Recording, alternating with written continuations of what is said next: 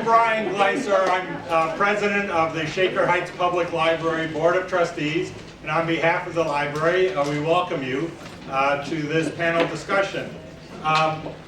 As president of the library, our district, our service area for the public library is the Shaker School District. We were organized as a school district library, so we serve the city of Shaker Heights and that portion around Shaker Square that is in the school district. So the library has a very, very strong interest in what happens to the future of Shaker Square. Personally, I'm a city planner by training. I was on Shaker City Council for 13 years, and before that I even worked at Cleveland City Planning Commission. So I have a very high appreciation for both the history of Shaker Square, the present, and I'm very curious to hear about the future. A very quick overview of the history of Shaker Square. Better, all right. Okay, Shaker Square was known originally, I'm going to read the script. Shaker Square was known originally as Moreland Circle. Moreland Circle was a junction for the Shaker and Moreland Rapid lines, which converged in the middle of a large island that formed the center of a circle. All traffic east and west and north and south had to go around the circle. A model for development of the circle was rejected because of the traffic delays it would pose. The Van Sweringens, of course, the founders and developers of Shaker Heights, the Van Sweringens had the circle squared, and it became Shaker Square. Beginning in 1928 and based on plans by architect Philip Small, was developed as one of the country's first shopping centers. And it was part of the planned Garden City of Shaker Heights, even though it was in the city of Cleveland. And that's, a lot of people often think it's actually part of Shaker Heights. It is not. We work very closely with our friends in the city of Cleveland. But of course, it's associated very closely with Shaker Heights. And so with that, and if you want more information, of course, we are a library filled with information. And we have, you can get our expert assistance from our local history librarian, which is a special asset of the Shaker Heights Public Library. So with that, I'm going to, and then Steve Litt will be introducing our panel. I'm going to turn it over to Susan, who's going to do a welcome from the League of Women Voters. Again, thank you very much for attending, also for being patient with the parking. We have a full community agenda today. Next door to us, there's going to be a music concert. So that's where the traffic's coming from, along with yourselves and our usual population at the Shaker Library. Susan.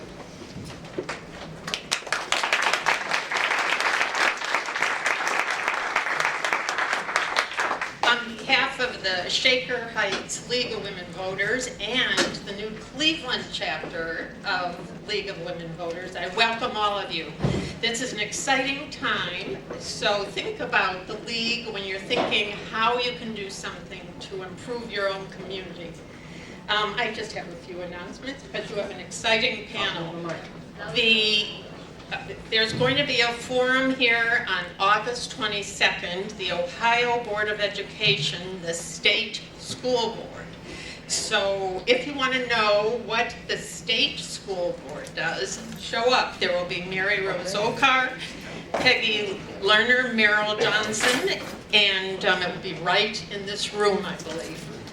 If you have not signed a petition for redistricting in fair districts, Holly Wang, I think she's flagging you down and back, you can sign it. It's a really important issue in Ohio.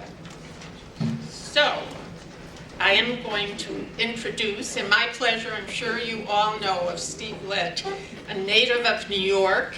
Litt has been the art and architecture critic for the Plain Dealer since 1991, covering topics including museum exhibitions, architecture, historic preservation, and city and regional planning.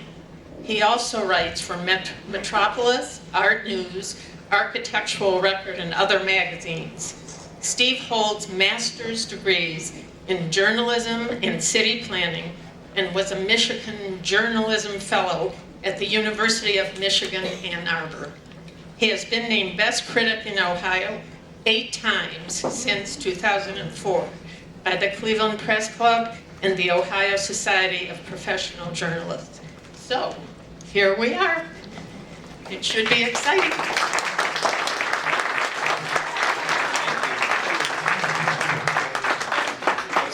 Thanks. I'm going to keep these.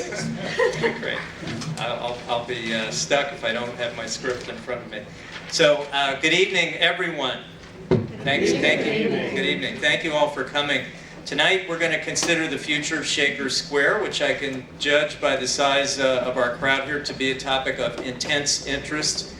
Very impressed by standing room only in the back. First, I want to thank the League of Women Voters of Shaker Heights and Cleveland for organizing tonight's event, and the Shaker Library for hosting us. Let me start by stating the obvious. Shaker Square matters. What I'm about to say is probably addressed to the people who aren't here, including some of my readers and the commenters online, which you may know about if you read those comments. Even if you never visit Shaker Square and wouldn't even think of going there, it matters to you for the same reason that the health of Cleveland and its inner ring suburbs is a matter of vital interest to everyone in Northeast Ohio. To paraphrase William Butler Yeats, if the center cannot hold, things fall apart. On a regional level and the neighborhood level, Shaker Square is a vital center. It's one of the anchors that holds Northeast Ohio together. Tonight we have a great panel to discuss the future of the square. I'm going to introduce them and provide a few framing remarks to get things going. Our panelists will each make a brief statement, hopefully around 5 minutes apiece, and then we'll move into the Q&A portion. And panelists, if we're running long, I'm going to make a polite gesture like this, or that. So please don't take offense. Just want to make sure everybody has a chance to speak. We'll take questions on written cards that are being circulated. Just my understanding is to raise your hand, and the cards will be collected, and we'll get to as many of those as we can. Now to our panel. First we have Ed Rybka. Ed, raise your hand, please. Chief of Regional Development for the City of Cleveland. I've known Ed for many years, and I know him as a dedicated civil servant with a special passion for city planning. Ed represented the Broadway Slavic Village portion of Cleveland for 20 years before joining the administration of Mayor Frank Jackson in 2006 as director of the Department of Building and Housing. He served in that post until 2014, and then following a brief stint as acting director of city planning, Ed became the mayor's chief of regional development, a job that gives him oversight of the departments of planning, building and housing, community development, and economic development and port control. Ed and his wife Janine, who is executive director of the Cuyahoga Soil and Water Conservation District, live in the historic Moreland Courts area of Shaker Square and have 2 children, Keith and Hallie. Brandon Chrostowski, raise your hand, who is a candidate for mayor this fall, Cleveland mayor, brings unusual credentials to that race. And by the way, this is not an endorsement, just reporting here.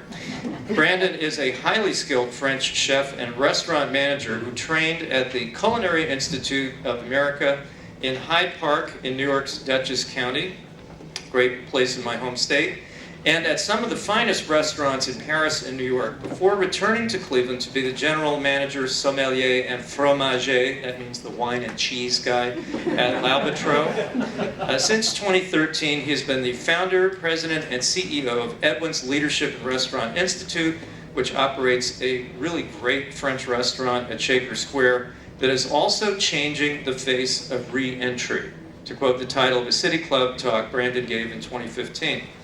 Today, according to Brandon's bio, which I'm quoting from, Edwins Leadership and Restaurant Institute graduates nearly 100 students a year and claims that 97% of graduates are employed upon graduation. Brandon is a CNN hero, a winner of the Whitney M. Young Jr. Service Award, and it seems everything else but a MacArthur Genius Grant. And that's the offing. Okay. Captain John Sotomayor leads the Cleveland Police in the 4th District, which includes detective, vice, and community services units. He also coordinates several grants that are funding extra services to the 4th District, including patrols in the Buckeye, Shaker, Larchmere area. I detect a note of pride in Captain Sotomayor's biographical statement that he was born and raised in Cleveland and still lives in the city. In response to my request for the most recent crime statistics regarding Shaker Square, Captain Sotomayor emailed me some figures that show a 15% decline in criminal incidents from 146 in the January to June period of 2016 to 122 in the same period this year. He said, quote, "I like to believe that decline is a result of our collaborative efforts," which is a statement I hope he expands upon further in his talk tonight. Finally, we have Peter Rubin, President and CEO of the Carl Company, which purchased Shaker Square in 2004. It is under single ownership. Peter's official bio states that he has participated in organizations such as Playhouse Square Foundation, Leadership Cleveland, and has taken leadership roles at Belfair Jewish Children's Bureau, the Council for Urban Economic Development, the International Council of Shopping Centers, the Greater Cleveland Real Estate Organization, Inc., and the City of Shaker Heights. Now, to tee up our conversation, just a few thoughts. The square is indisputably one of the great public and private spaces in Ohio. It's about to celebrate its 90th birthday in 2019, and as we heard, it was part of the Van Swearingen plan for Shaker Heights, but is in the city of Cleveland. Designed by Philip Small in the Neo-Georgian style, it is one of the earliest automobile-oriented shopping centers in the U.S. after Country Club Plaza in Kansas City, which is also a great place to visit. It measures about a dozen acres in size, according to my quick measurement on Google Maps, and has dozens of office, retail, and food service tenants. It is a social magnet, and importantly, an interracial one. One measure of its success could be the morning business crowd in yours truly, which includes many of the region's major players in the arts, business, philanthropy, and academia. And I think it's fair to say that on just about any given weekday morning, there's as much or more power in the room at yours truly as there is at the Union Club. Believe it, it's true. Thumbs up. There are clear signs today that the square remains beloved and well cared for, including its by and large healthy, mature trees, generous plantings, abundant flowers, and abundant programming, including the farmers market on the weekends. And yet, despite having such tenants as Fire, Food and Drink, Edwins, and the movie theater, a walk around the square reveals everything from peeling paint and a few boarded up windows to crumbling sidewalks that undercut the impression of a healthy space. Crime, as always, remains a concern, although I, for one, have never given it a second thought about whether I'm going to Shaker Square. And I wonder how many people in the region share that perception. Today, Shaker Square faces not only those traditional ongoing challenges of maintenance and safety, but new ones from emerging competitors, such as the Pinecrest development in Orange Village and the Van Aken district under construction in Shaker Heights. Shaker Square is part of a commercial ecology that also includes Larchmere and Uptown and University Circle, and serves an entire radius of an area that reaches into the city of Cleveland and its east side neighborhoods. In a region with declining overall population, can Shaker Square continue to hold its own against that new competition? Is there enough demand to create a virtuous cycle of popularity, buzz, continual reinvestment, and long-term stability? Is there room for the square to grow and add more housing? What does the future hold? These are the questions I hope our panelists address. I'm looking forward to hearing what they have to say. To kick things off, let's welcome Chief Ed Rybka from the City of Cleveland.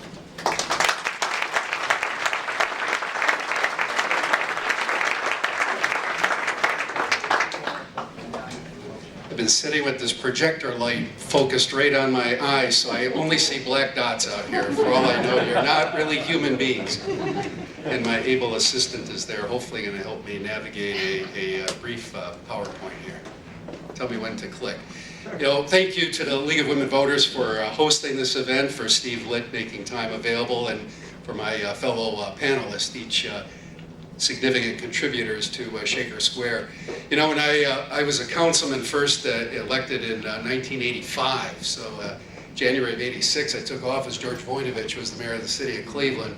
And I remember it was probably back around that time when I was having a conversation with one of the more senior members of city council, and they said, I'm envious of you. And I said, why?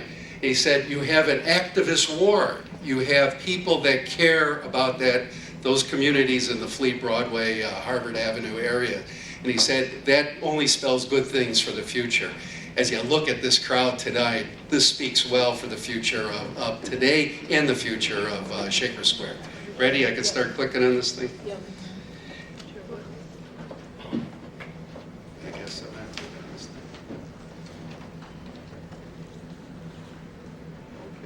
Okay. No movement.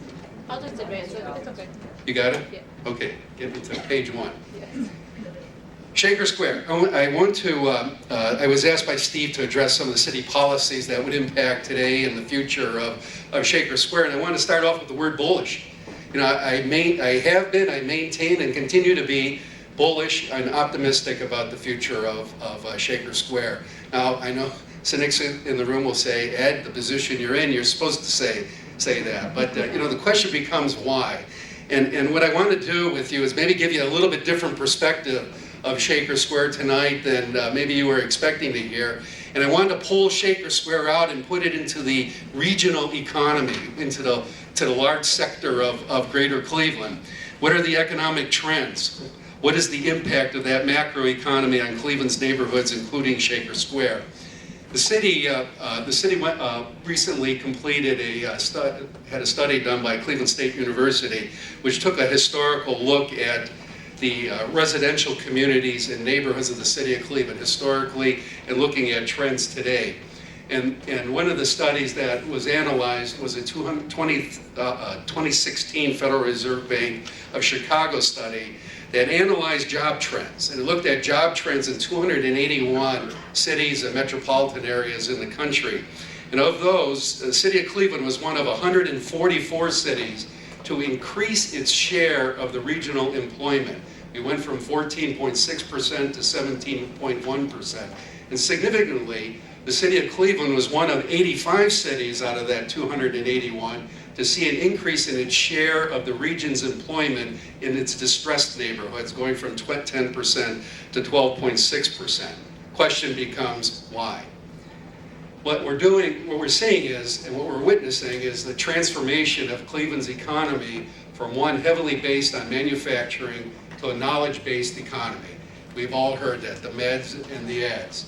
And just to give you some data out of that Cleveland State study, the Cleveland metro area ranks 5th with the percentage of workers aged 25 to 44 with advanced degrees, 20.3%, just behind Boston at 22%, ahead of Pittsburgh at 19.9%.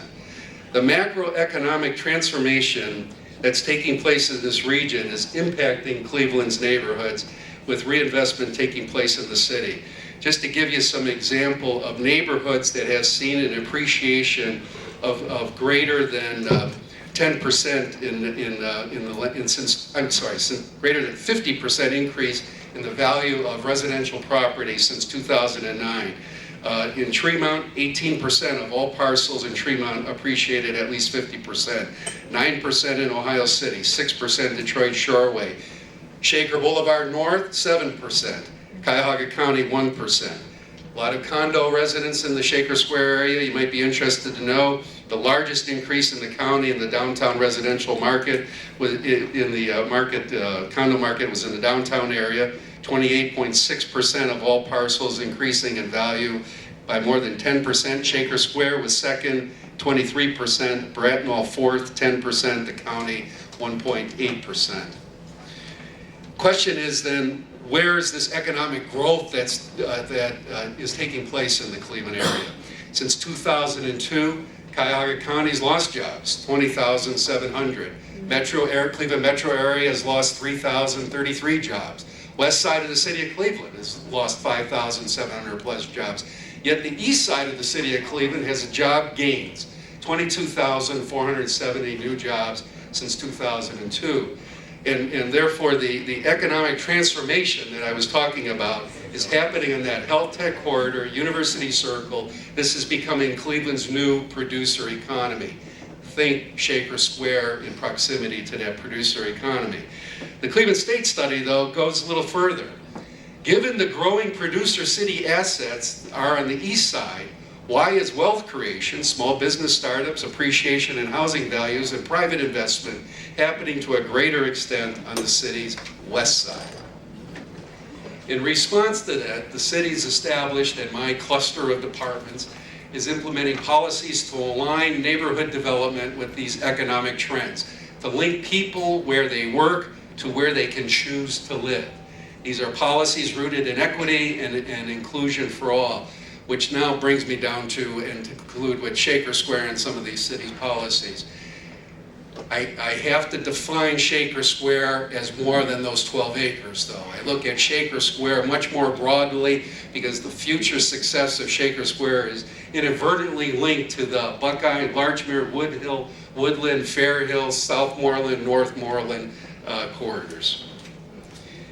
Which gets us to the question that I was asked to elaborate on some, and that is city policies that are impacting Shaker Square.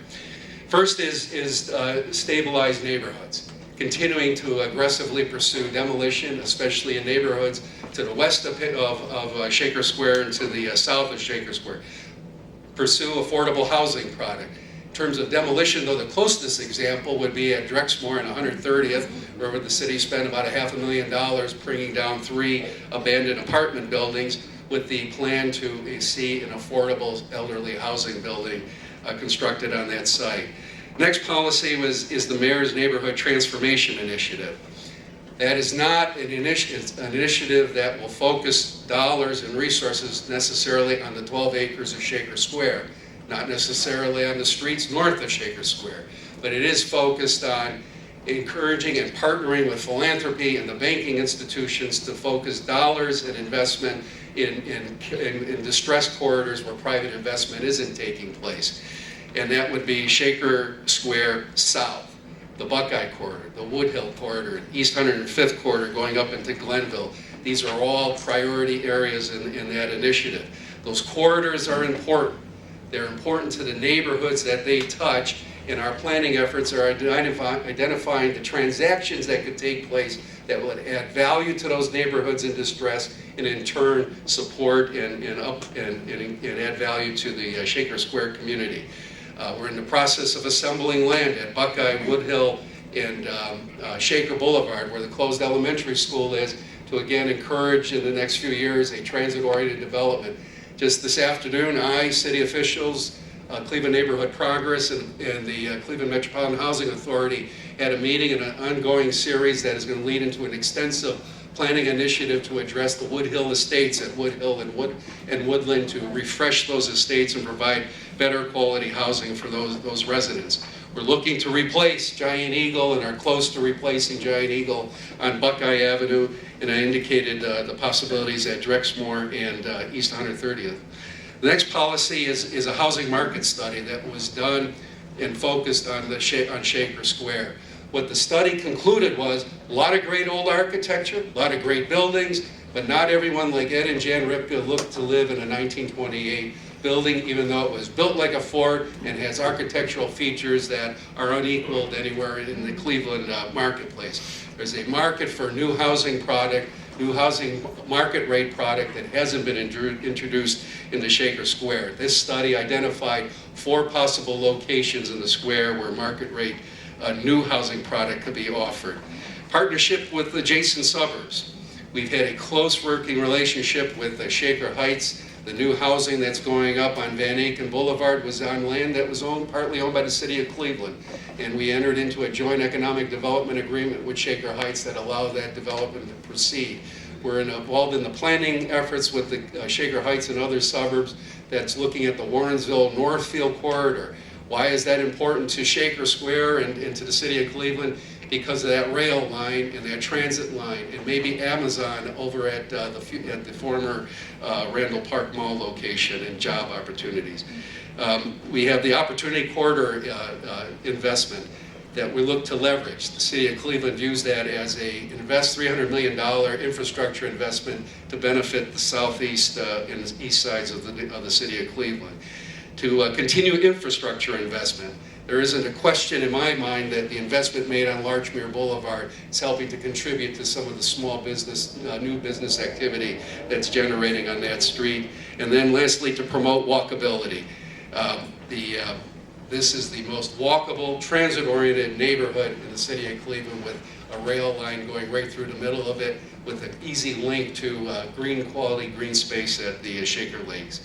My conclusion is location, location, location. You need good merchants, you need good ownership. We have that. We obviously have residents that care. And by location, if you go back to that broader economic, macroeconomic look that I shared with you this evening, that Shaker Square is in good proximity to that producer growing economy that's taking place in this city and region, and I think speaks well for the future of Shaker Square. Thank you.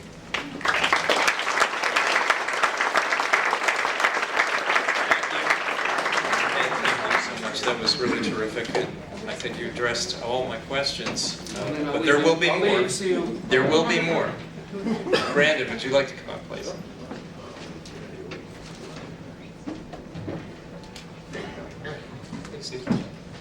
I don't recognize you without your hat. It's like a classic. Oh, how's everyone doing today? Good in the hallway? Good, okay, good. There are about 15 people deep over there. I'd say this is a testament to what Shaker Square means to everyone. Thank you, League Women Voters, to putting this together, and all the panelists to be here today. You know, I can tell you, when I do things in life, I do them off instinct. You know, choosing the location for Edwins was purely instinctive. I didn't look at any numbers or demographics or ideas on why Shaker Square should be a location for a project that many people didn't give a chance to. I also use my instincts with people. So when I met Peter Rubin, And I said, it's Peter. I used my instincts. And what I found time and time again with Shaker Square and those that are leading or shepherding this square is that the future, the power of Shaker Square is within us. I always felt and always will that the square will go as far as we push it. Shaker Square will be only as good as we push it. Now, I see the statistics on the wall that Chief Rybka presented, and my instincts say I can't help but still feel like the red-headed stepchild in Shaker Square. When the city invests, I don't believe they invest as they should in Shaker Square, like I would, or maybe someone else in the neighborhood would. But I believe, regardless of what happens at the city level, regardless of what happens at the county, state, national level, Shaker Square will only be as good as we push it to be. Now, in the square, there's a couple things that we started to do over the number of years. We started the Greater Shaker Square Civic Association, which is important for everyone here to know about. We started that as a result because the safety was getting high. It was getting very hot. The PNC had got robbed with armed weapons.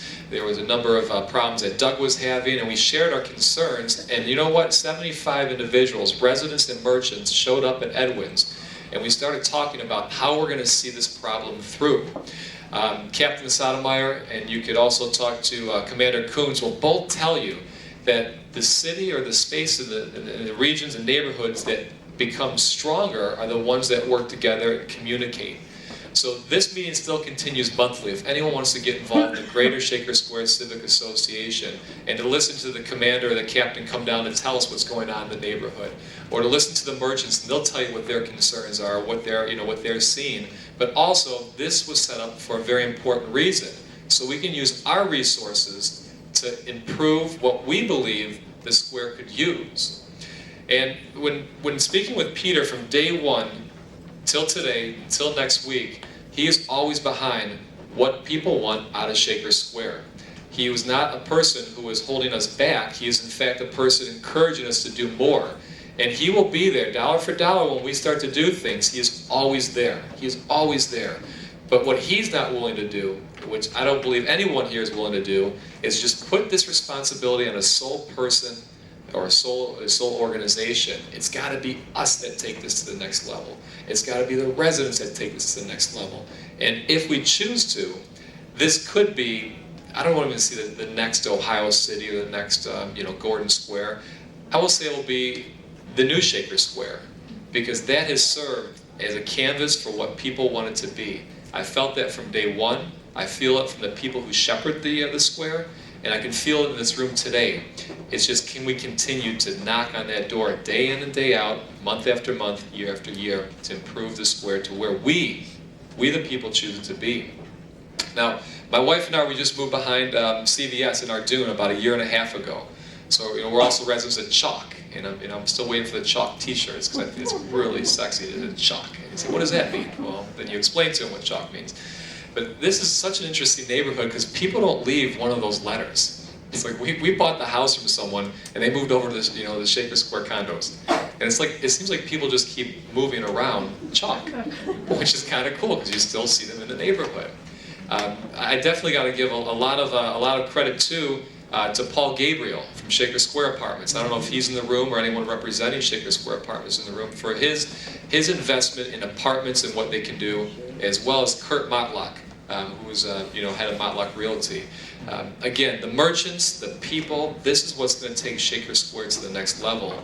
And don't forget that when we're all passionate in this room today, because you know what happens, you get fired up, and then you have a cookie, and then you put on the TV. But let's just keep the beat going, because we can make this definitely the best location in the nation. Yeah. Yes.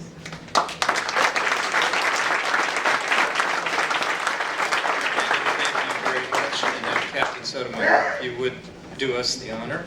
There you go. Thank you very much.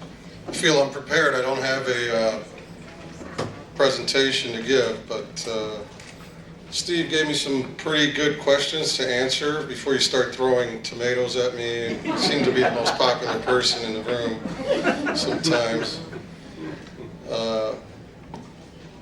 Thanks for coming out. This means a lot. This is the most I've seen at a neighborhood meeting like this, and it speaks volumes. My commander was smart enough to take the day off, so I'm going to try to speak for him. He always says one thing, and it's instilled in my head. As police, we manage perception. For the residents, an incident is the biggest thing they've seen, or it's the most important thing. But we have to put things in perspective. One incident is just that, one incident. Yes, there were critical incidents, but we've worked on them, we've solved them, we've made a lot of arrests. Shaker, before I get into statistics, which everybody hates, is one of the safest areas in all the city of Cleveland. When I looked at all the numbers, the Shaker neighborhood is the safest around, and one of the nicest.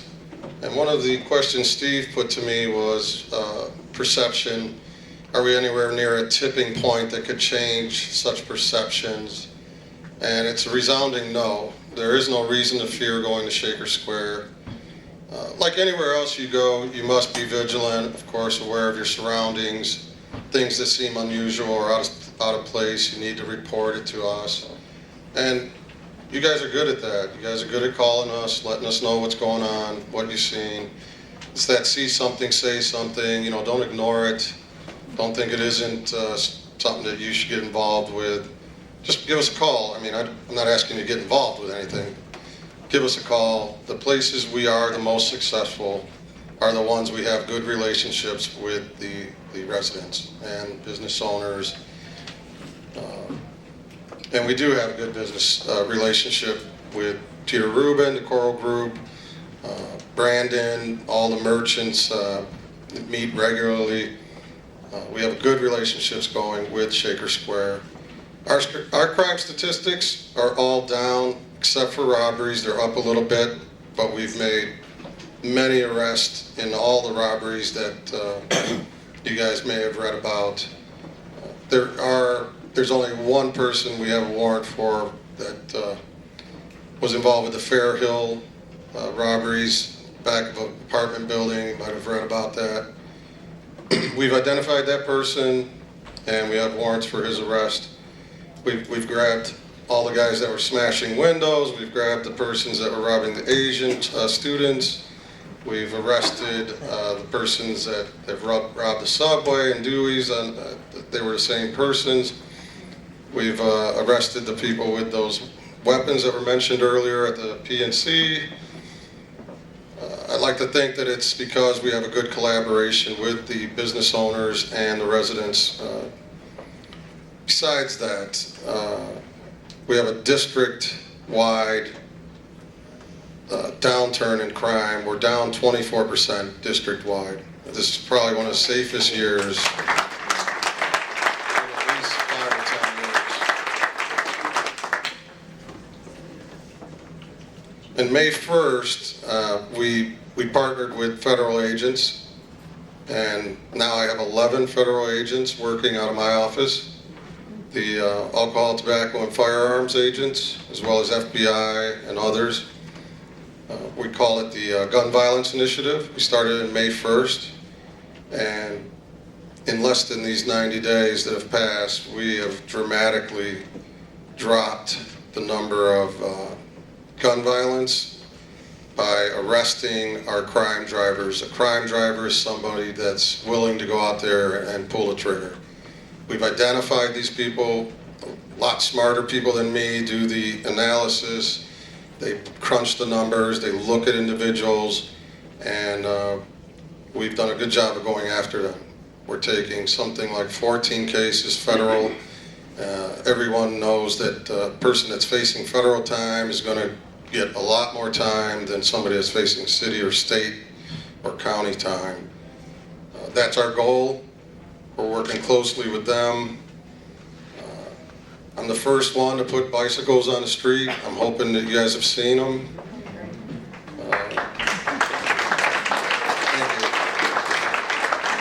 It only took me 2 years, but and you can thank St. Luke's for that. We have a big relationship with St. Luke's. They have footed the bill for a lot of that. Also for the foot patrols. Housing enforcement. Housing is a big issue, and I heard someone talk about it. We need to tear down these abandoned homes and build new ones. I know that sounds simple, but that's all I've been saying at different meetings. Other areas of the city are, Steve asked me to compare some of the other cities, or some of the other areas in the city, Camps Corner, Tremont. I had downtown analyzed, as well as University Circle. University Circle's the only one that has a little bit less robberies than us in Shaker. Everybody else, their crime rate is double to triple what Shaker and Larchmere, Buckeye areas have. So, citywide, homicides up a little bit, only 16%, but all other categories are on the average of 30%, on the average down less than last year. Steve asked me to talk a little bit about our tactics. Have they changed in recent years? Absolutely. Probably within the past 5 years, many of our strategies have changed. We, of course, are leaning towards more problem-oriented policing. That includes community policing. It's a facet of community policing, but it's where you target the more problem areas and figure out what the problem is. We use a litany of people, CDCs, business groups, scholars from the colleges, doctors, lawyers, you name it, and we target these groups, these areas, to try to solve the problems that are going on. The Gun Violence Initiative I talked about includes, and maybe you'd be surprised to hear this, but for many years, something happens, a robbery happens, a person in a uniform shows up, takes the information, and a detective may not look at that report till tomorrow. We've changed that with this gun violence initiative, with the federal agents and my detectives. We are actually responding to those scenes right now. Sounds elementary, but it's not how we've always done business. I believe that has helped us tremendously to chase down leads right now, see what we can do to make an arrest right now when something happens right now. It's not going on across the whole city, but it's something that's catching on, and people are asking me how we're doing things. With the advent of these, with the addition of these 11 federal agents, I'm able to do that more. They're actually responding, getting fingerprints right now, getting guns right now, and following up on leads right now. It's made a big difference. We're using technology to our advantage, cameras, social media, local media, Crime Stoppers, all those things are the technology which we welcome is helping us tremendously. I recently in March took a trip to DC, which was sort of fun, sort of a lot of things going on there. Trump had just taken office. It was a little weird, but I sat down and testified, a bunch of appropriation committees and stuff. And they love Cleveland. They want to give us more help, more money, and that's all I was there to do.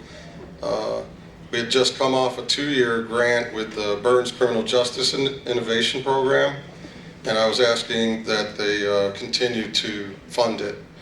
I got a lot of positive feedback from DC. I'm hoping that we'll be able to get more money from them, but Slavic Village, we have 8 neighborhoods in the 4th District, folks. I mean, you guys have the best neighborhood. Don't tell anybody I said that. But Mount Pleasant has its challenges. You know, Slavic Village is having its challenges, and I believe we're going to get a grant in September to help Slavic Village. St. Luke's, I mentioned it before, is a huge proponent of Shaker Square. We are in meetings with them probably weekly. They again are ponying up a lot of funds to help us. I'll try not to drag this out. The last thing Steve wanted me to talk about was our working relationships with retailers, RTA businesses in Coral. Again, quoting the commander, we're only as successful as our relationships. So for the past several years, we've done nothing but try to get better relationships going with our merchants. The Merchants Association got together. We've been attending their meetings. We're one-on-one with Coral. He has direct contact. We're working together. We have a very good relationship with RTA. They have some of the best camera systems.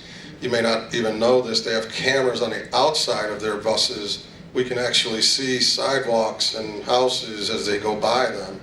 So we've used RTA extensively. We're hooked up with Fairhill Partners, who host many meetings with the Shaker Square Alliance. Shaker PD comes to these meetings, RTA, Securitas, and others. Are we perfect? No. We are in constant communication with folks. We're constantly trying to improve. We only have a couple hundred officers covering 8 neighborhoods. And we do a very good job with what we have. I'll be the first to congratulate our people for how hard they work. They really do work hard in a large, very large district. And I've been in almost every district. I spent 9.5 years citywide in narcotics. I've never seen harder workers than the guys and girls that work here in the 4th District. And I'll end by quoting the Pope. Pray for us. Thank you.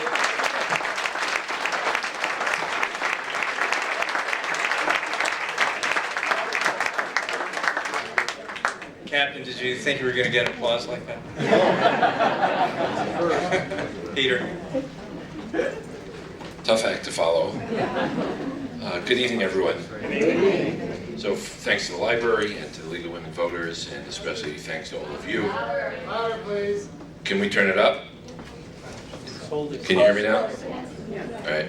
So thanks to the library and to the League of Women Voters and to all of you for being here tonight and for caring about Shaker Square. And especially thanks to our businesses at Shaker Square. Larry Fisher, who's a managing principal of Perspectives Architecture, I see is here. I don't see, are any of other business owners or folks that work at any of the businesses here? Because I'd appreciate it if you'd raise your hand and be recognized. Hi, Doug Katz from Fire and from Sasa. Thank you all for being here. I also want to introduce some of my colleagues who are here this evening, including our Director of Property Management for Shaker Square, Scott Baskin. Scott, where are you? Standing in the back. You'll hear a little bit more about him. Also here is Josh Angelotti and Jennifer Presser, two of our other directors of property management at the Kroll Company. I had no meetings with the Russians.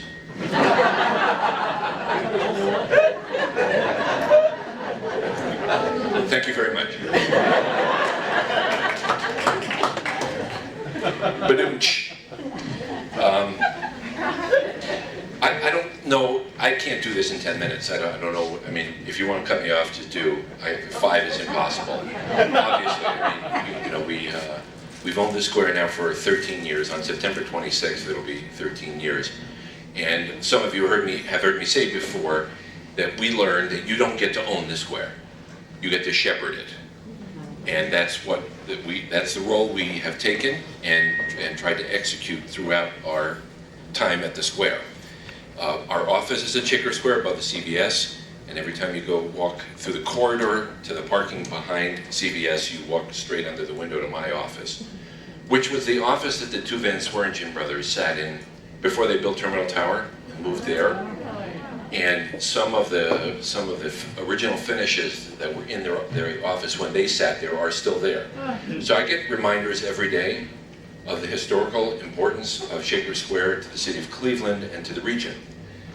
And we never forget our obligation as the shepherd of Shaker Square. When we acquired the square in 2004, it was 30% occupied. I don't know how many of you remember that, but it was 30% occupied. And we had a plan to fill it back up. It took longer because you're full of optimism. It took us longer than we anticipated, but it's 100% occupied today.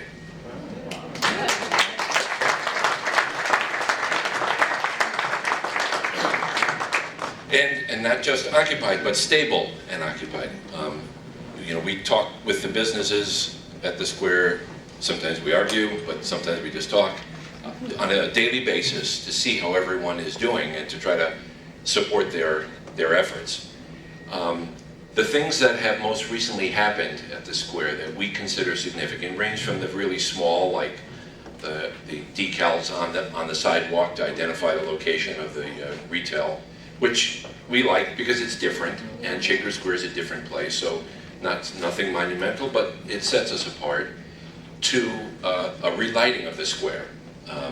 By Friday, a $60,000 investment in new lighting will be complete on all 4 quads and in all the parking areas of the square. Under Scott's leadership, we're about to sign a contract to install 60 new cameras, which will be monitored 24/7 at Shaker Square.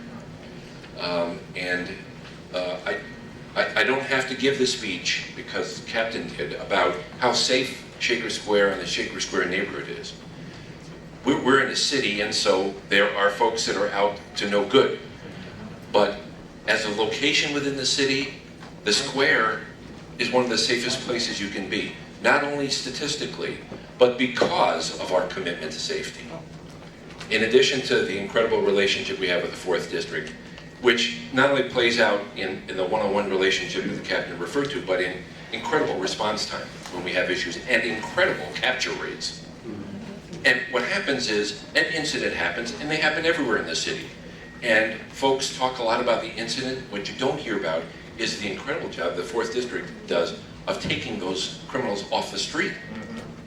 And every time they do that, we make it incrementally a little bit safer place to be. Between lighting and now 24-hour monitored 60 cameras, which will cover every square inch of Shaker Square, we're trying to do our part to change what is a perception problem. It's not a reality problem. It's a perception problem. And you can help. How many of you have been to Shaker Square in the last 30 days? Raise your hand. All right. Okay. Everyone who didn't raise their hand, please leave. So these nice folks over here can get a place to sit. One of the challenges we faced is how to keep the square full, because it's not a shopping district anymore.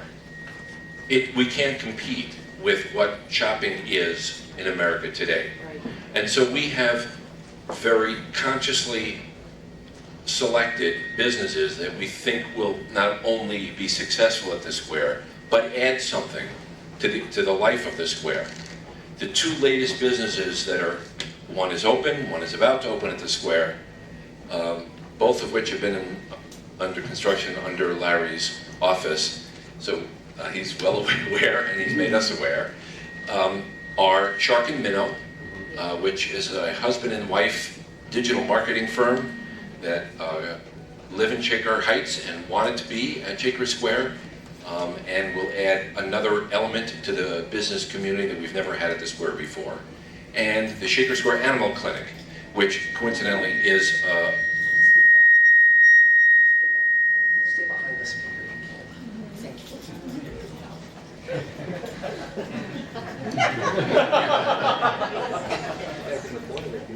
I don't take direction well. No, move the speaker forward. The animal clinic, I'm behind it.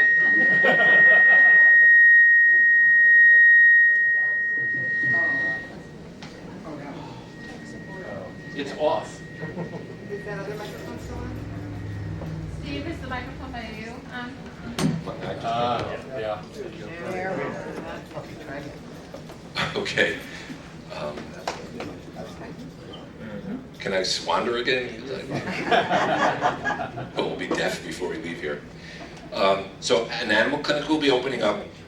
It's a team, husband and wife team of veterinarians who practice holistic medicine. So you get all the standard cures and medicines for your pets, but if you want holistic or organic treatment for your pets, you'll be able to get it at Shaker Square, one of a kind in the region. I also want to mention that we launched several months ago a mobile app for the square. So particularly if you're interested in the history, there's a whole section in there. It's visitshakersquare.com, and you can visit it as a website, or you can load it on your phone. And it has one of the things that we insisted that the designer of the app provide for us is you're never more than 2 taps from a security officer. So if you think that Shaker Square is not a safe place, or your friends who you invite to join you for dinner at Fire think it isn't, load the mobile app, because you are never more than 2 taps.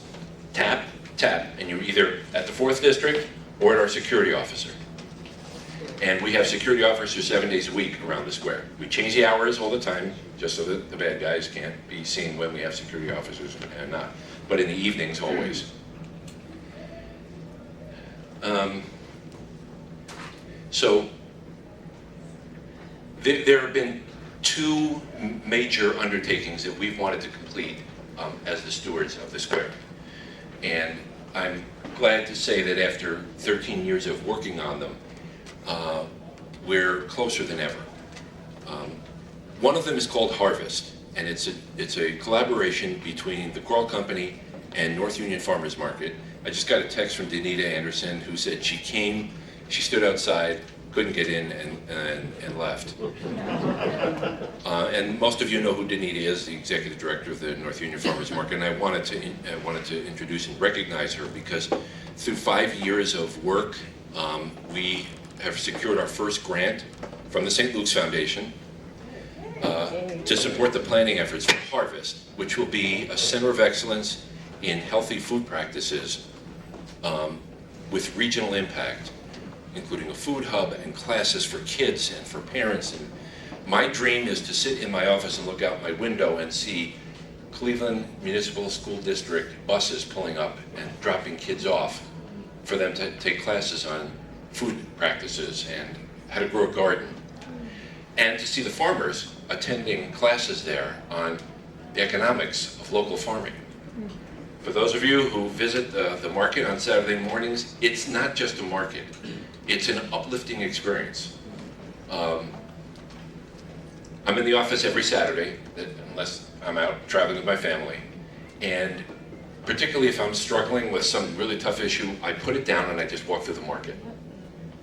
And I also do my shopping there, but just walking through that market and feeling the richness and the diversity of Shaker Square out there is a remarkable experience.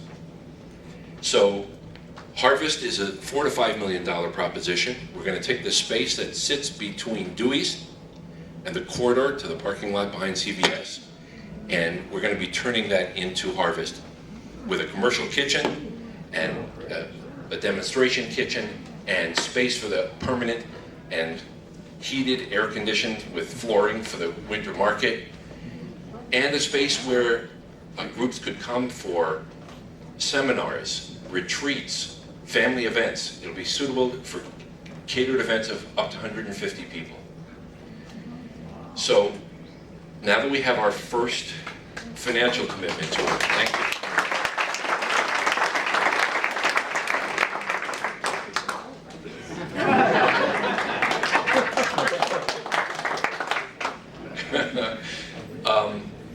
Our commitment to Harvest, in addition to being the project manager of it, is we're signing a lease with the North Union Farmers Market forever at zero rent.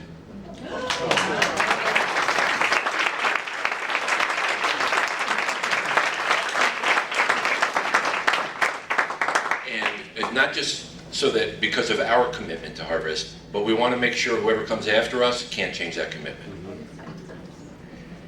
The other major undertaking that we have been dreaming about, even since before we acquired the square, is the public realm. There's something so special about the square. When you walk out of any of the businesses and you step over that threshold, you feel like you're in the public realm. Those sidewalks happen to be private, but it doesn't matter whether it's the dining outdoors at Sasa or Fire, or it's just stepping out of one of the office spaces. You feel like you're in the public realm. And I just got to make one correction to one of Steve's remarks. There is only one window that is boarded up at Shaker Square, and it's a as a property that's on the National Historic Register, we are not allowed to change those windows. The fittings on the windows are actually brass, and they're single pane. And so one of the windows had a long-term crack in it, and it finally gave way. And so it's boarded up, not because of crime, it's boarded up because the window finally gave way. You gotta have a special glazier, you don't really want to know, but I wanted to just correct that notion. We have wanted to turn, the square, as somebody said, is 90 years old. We'll be celebrating its 90th birthday in 2019, or the 90th birthday of the first quadrant, which is the one where CVS and we're located. And when it was built, those green spaces where we have the summer jazz concert series, please come Saturday night, enjoy it. And we've had amazing concerts in attendance this summer. Those were village greens, which was apropos maybe 90 years ago, but really are not functional today. Our dream has been to activate those spaces so that people want to come to the square, not just when they have a destination in mind, not just because they're going to dinner or they're going to Dave's, so they have to pick up a prescription, but because they just want to go someplace with their family. And so we have fully negotiated, and in a matter of days, we will be announcing the signing of a contract with a team of planning firms, par excellence, that have been involved in other major public space redevelopments throughout the city to undertake the redesign of the public realm. Everything from the storefronts to the storefronts all across the square, not just the 2 village greens that are there, including the parking on Shaker Square and the parking along the quadrants. It's been a relentless effort on our part to finally get to this place. The contract is sitting on my desk ready to be signed, and then we'll be making an announcement. We can't quite make that announcement today because of a funding issue, but we will be soon. Those 2 efforts, Harvest and the public realm, are the last 2 major pieces that we want to see accomplished before we consider turning stewardship over to someone else. Whether we relinquish it or not after that, we'll see, but we want to accomplish those 2 things before we step back from the stage. See if there's anything else I want to share with you in case I don't get another chance to talk to you. You will, there are questions. I'm done.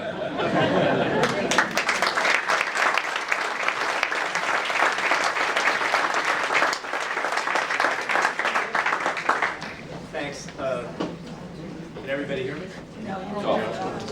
Okay, how about now? Okay. Speakers, panelists, great job. Thank you so much. I think the one question that I had that was not addressed, and this could be for Chief Rybka and perhaps Peter Rubin as well. Talk to us about the fact that you're going to have Shaker Van Aken coming online and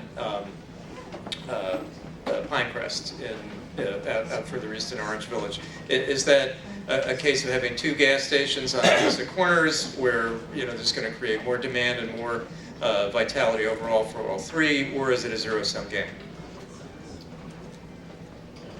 I view those developments as positives for Shaker Square and this area of the city of Cleveland. We've had Coventry, you've had Little Italy, you've had Cedar Lee. All of these places are exciting and add to the quality of life for the people that live in this area of Shaker Heights and Shaker Square neighborhood. I think Peter kind of referenced that in terms of Pinehurst, so on, some of the retail opportunities are different than the retail opportunities that exist on Larchmere on Shaker Square. But again, I think that small merchant, quality product, we already have quality retail and restaurants in the Larchmere, Shaker Square, Buckeye area. And again, as long as that quality continues to maintain, I think they'll continue to prosper, the square will prosper, and the other developments that take place, I think, only enhance the viability and future of this portion of our county. I would only add this to the Chief's remarks. We don't think Pinecrest really will have any impact on the square. It's not aimed at the folks who frequent Shaker Square or the neighborhoods around us. The Van Aken district we see as a huge positive. Shaker Heights is a gorgeous community, but there aren't that many places you can walk to. So we see the Van Aken district as enhancing the value of residential properties throughout Shaker Heights, and that's a good thing for Shaker and for the eastern edge of the city of Cleveland. So we think that's a net positive, there may be folks who live somewhere in between Shaker Square and Van Aken, Lawrenceville now have a choice, and that's a good thing.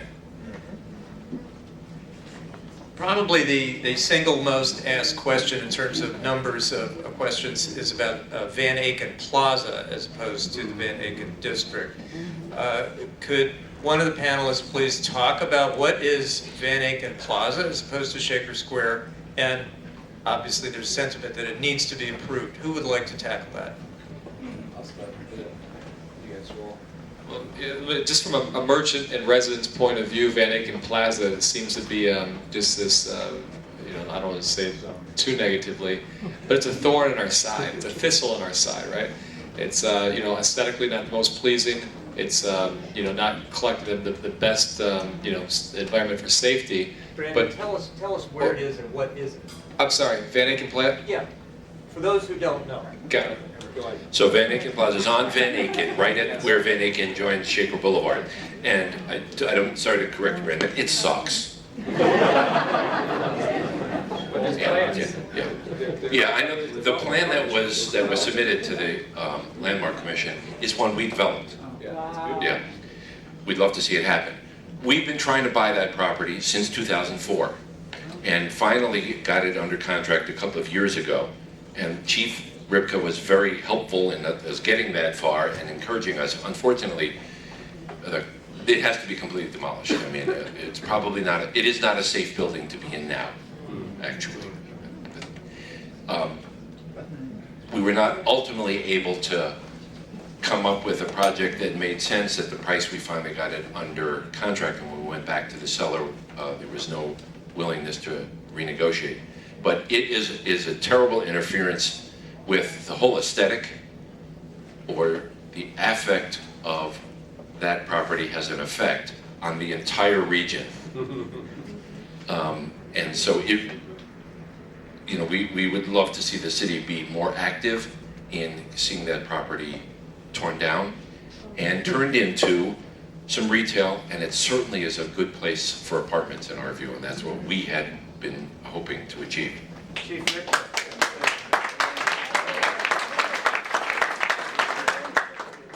Let me try to say something and at the same time not say something.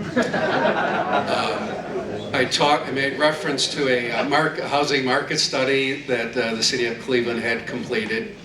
I won't go any further. And let me just say, especially as a resident of that area, but also in the position I'm in, I'm very well aware of the need and the opportunity that exists for that area between Goodwill and Drexmoor Avenue. Therefore, I said something, but I hopefully didn't say anything. Do not quote me on anything. Stay tuned. So that was one of the 4 locations that you mentioned. I was going to ask, what are the other 3? I hear nothing. I say nothing. Okay, we're gonna wait on that. For the second most asked question about property management, maintenance, etc., is about the movie theater. Peter, would you like to comment about that?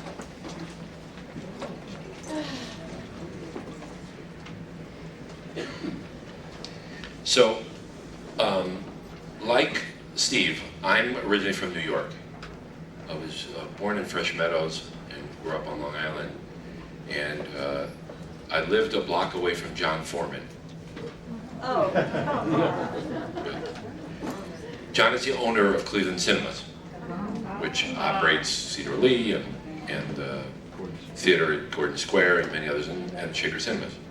But the streets that separated my house from his were school district boundaries. So I never knew him, I mean, and obviously not the other way around either. We moved to Cleveland, by Shaker Square, and have our first meeting with him, because it was, our predecessors had brought him in. We started talking and learned that we had, a really strong common history. And ever since then, our relationship with Cleveland Cinemas has been very close. As Scott knows, because he was there, we had a meeting with John just a week or 2 ago about the future of Shaker Square Cinema. The cinema business is not exactly on an upward trajectory. And it's because there's so many ways now for us to view a movie besides going to the movie house. And so, although Shaker Square Cinemas has made more money every year, the rate at which it's growing is decelerating. And so John recognizes, and so do we, that we have to make a serious investment in the cinema in order to sustain it. And so we are in talks about how to do that, because there is still enough demand for the experience of seeing the movie when it's first run on the big screen to sustain Shaker Square Cinema. And what may be an interesting ironic turn of events is that smaller theaters with less screens have an easier overhead to cover, because they're not in the movie business. Cleveland Cinemas is not in the movie business. They're in the concessions business. We get their financial statements. They make no money. They actually lose money on every ticket. They only make money, and we've said to them, you should tell people that when they come up to when they get angry about the $6 popcorn and the $8 Coke. Explain that's the price of having movies, because they don't make money on the movies. But we're committed to Shaker Square Cinemas, and so is John.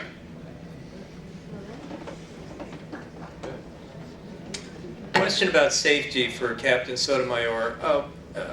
What about the idea of a police substation at the square? Several years ago, our mini stations were closed. Donna Brady is one of the only people that fight for them. What are the chances? I won't lie, I don't see it happening. We can barely keep our main station open and running. To have substations is going to take a lot of funding and a lot of personnel. The more you fight for it, though, it could happen. I mean, the squeaky wheel gets the grease. We have, like Benedictine has, a small substation behind it that we can use. We have small substations throughout the city that you may not know about. Even in places like CVS and different pharmacies, we have small substations, but I think what the person is referring to is something that is manned 24 hours a day, and you see policemen in there and you can visit. I don't see it not happening anytime soon. It could happen if we get some kind of funding for it, but I think Donna Brady's been fighting for it since 2005, maybe, something around there. And then there's another question about foot patrols. I have been sending foot patrols, but they're just 4-hour blocks to Shaker Square. This person is asking about seeing officers at least 3 times daily. That would also take extra personnel and funding. Who will monitor the cameras 24/7? That's the choral group. But what's nice about cameras is they record and we can get that footage and use it. So that's the 3 questions I have. Okay. Great. So I'm sensing from the questions that I'm seeing that there is, at least at the time that the people wrote the questions, there were concerns about the future of Shaker Square, perceptions about that it's not successful, it's not succeeding, that it needs more investment, and so on. But I wanted to ask the audience, after you've heard what you've heard tonight from our panelists, how many of you feel encouraged about the future of Shaker Square? Please raise your hand.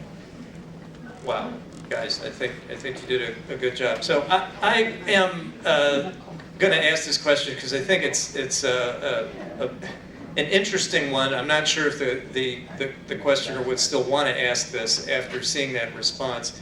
But the writer asks whether Shaker Square needs a major project to revitalize the community, and asks, why not build the future Justice Center if it comes to fruition on the large parcel between Buckeye and Drexmoor? I'm not sure that really makes sense, but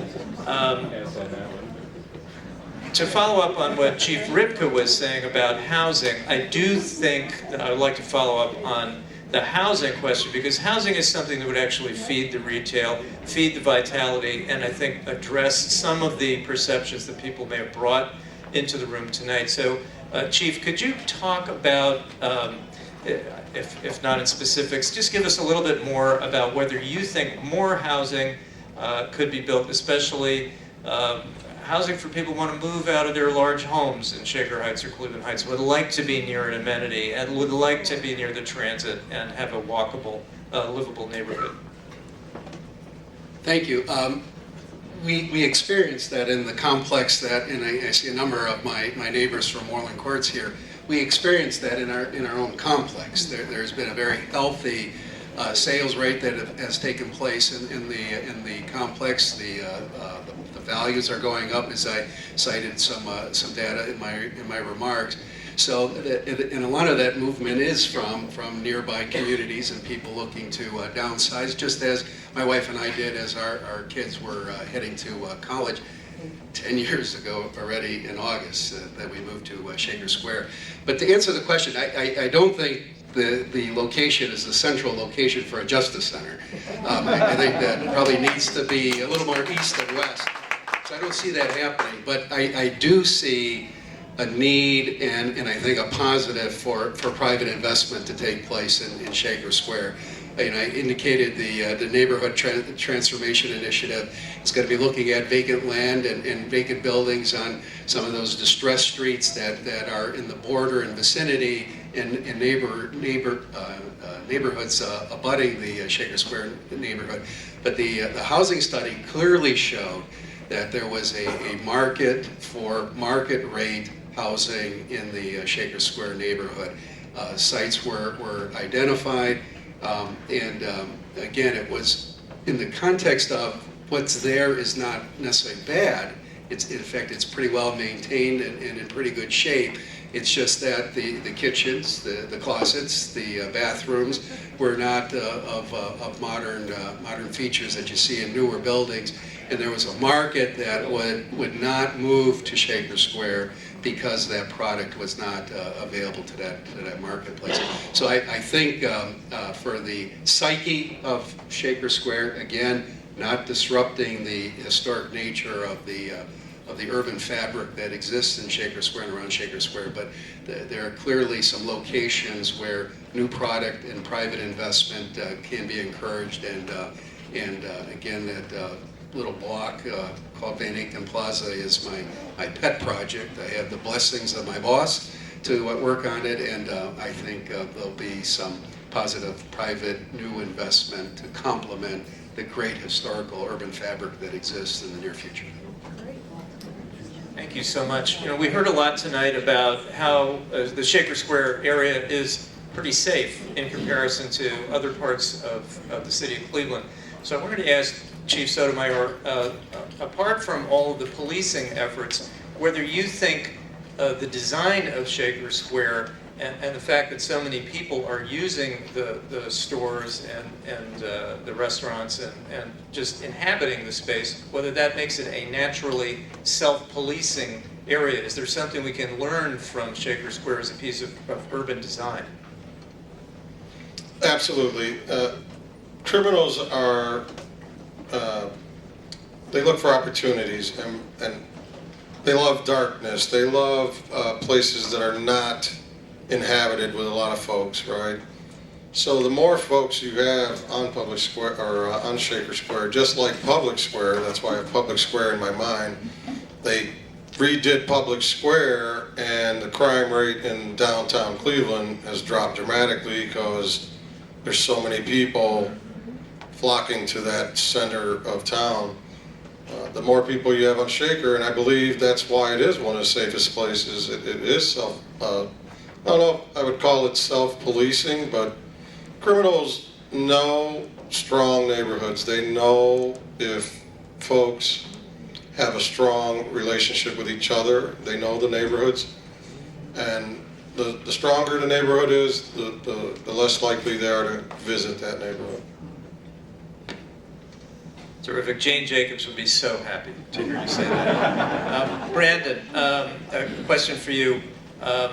Can the model that you've created at Edwins be replicated, or is the special sauce just so unique to Cleveland and to your skills as a chef and an entrepreneur that it's just sui generis?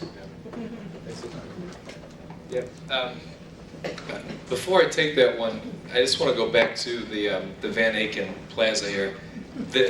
It can be, you know, again, when you look at something, looking at its potential.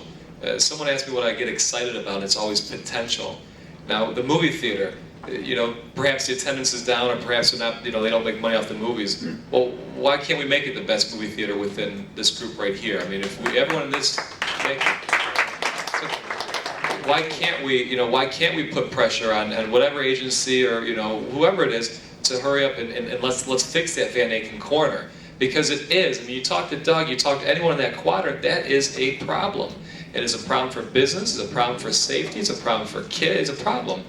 We need to lean upon the powers that be to make sure that does get fixed. If that means we have to knock on someone's door every day, but again, it comes back to us, the people of Shaker Square.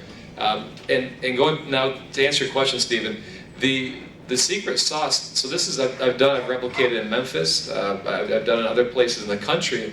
the idea behind Edwins, it isn't, it's not brain surgery. You invest in people, and there's a curriculum you can build out around it to make this fit in any industry. So in Memphis, it was manufacturing. Locally, it's working with a demolition company. It's building out this curriculum. And everyone's capable of doing that if they understand that it can be done. So it's not just the the talents in making coq au vin or something, or some cassoulet. Believe me, that's not the secret, because I'm sure many people in this audience make that at home, right? And they're very good at it. Yeah, but that's not the secret. The secret is looking at something with the potential that it has to fulfill, and breaking your neck every day to get there, no excuses made. And you start to say, well, what would it take to become the best architectural writer in a newspaper? You can start listing these out, right? And you can start building that person and into what they want to fulfill. Yeah.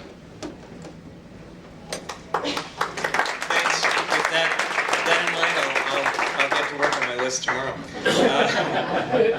I want to sort of ride off a question here that one of our audience members has written about how we can transcend the historical divisiveness that has undercut efforts in and around Shaker Square. I'm not sure I agree with this premise, but the writer believes that there is still a division between the city of Cleveland and Shaker Heights that's expressed there, that it's driven by socioeconomic and racial differences. I would see the square in a different way, that it's a place where people can come together and feel comfortable with one another and enjoy each other's company, and that is the vital importance of Shaker Square. But who would like to raise your hand and talk to me about Shaker Square as a racial crossroads? I agree with the writer. The Shaker Square is one of the most diverse neighborhoods in all of Cleveland. And yet, Shaker Square lacks a champion. And for us to move from the accomplishments of today to the new Shaker Square that Brandon was describing better than I can, we need a champion. And as much backslapping as I can do, it ain't me. Frankly, it's not anybody up here. It has to be somebody who's of the community. And in some ways, we remain a divided neighborhood. And it's not Cleveland and versus Shaker Heights. I don't think that's the issues over which there are divides. I don't think that's it at all. But I do think that there are some racial and socioeconomic issues that stand in the way of everyone embracing one another and us having a champion who stands up for our neighborhood. The way the councilman in Gordon Square stood up for that neighborhood as a champion and fought no matter what for what was best for the neighborhood. And in a lot of ways, there is a deficit in the Buckeye, Shaker Square, Larchmere neighborhood for a champion that can bring us together, so that we don't just dine together and shop together, but we feel like we're one community. Because we have to deal with it at the ground, at the gritty level. And frankly, we experience it almost daily. I'm very proud of the job we've done to try to bring the community together in one, but we're just a real estate company. We're neither a politician nor social workers. And our neighborhood needs a champion. And anybody who wants to volunteer, we have a sign-up sheet. Because we need a champion to help us overcome those things, the fears we share, the uncertainties we share, and really embrace the incredible diversity of our neighborhood.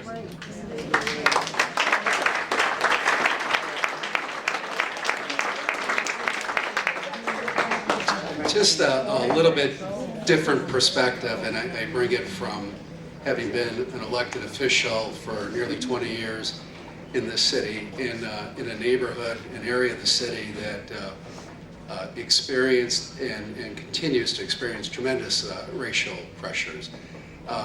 The it's a lot to ask for some individual to raise her hand and get up in front of us here and say, I'm going to lead the charge, follow me. Where their strength is when you have a room that's overflowing into a hallway of a couple hundred people that have a passion for a neighborhood. What's missing in this room tonight, though, is that diversity, right? I mean, look around. That's just the reality. But yet there's efforts that are taking place through Thriving Communities, Cleveland Neighborhood Partnership, St. Luke's Foundation, where there's work at the grassroots level that's taking place.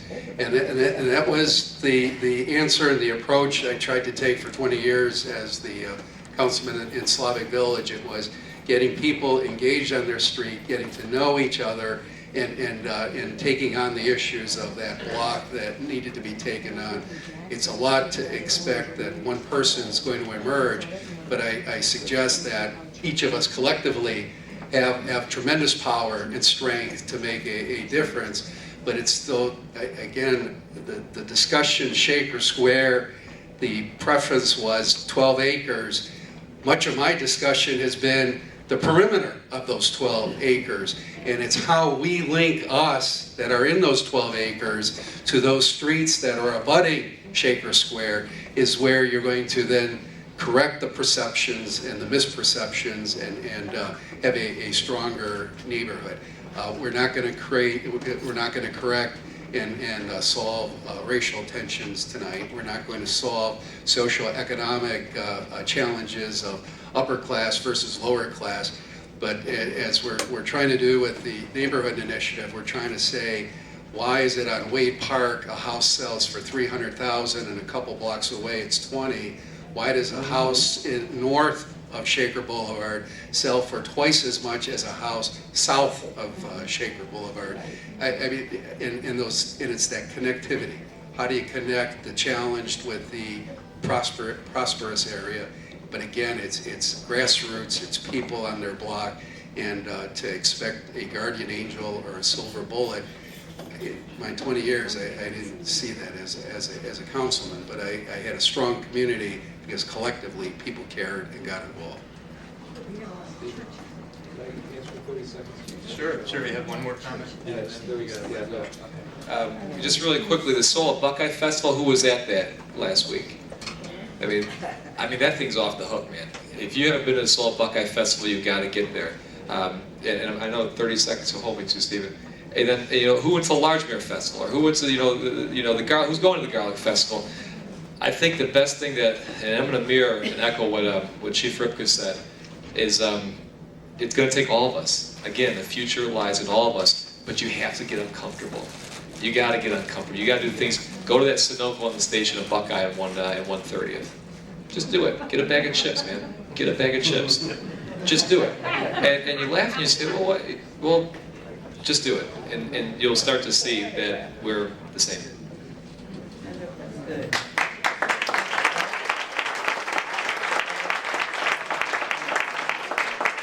Fantastic. Without any prompting, you thanked our panelists. I want to thank all of you for being such a great audience, and the folks in the hall for staying with us all through this discussion.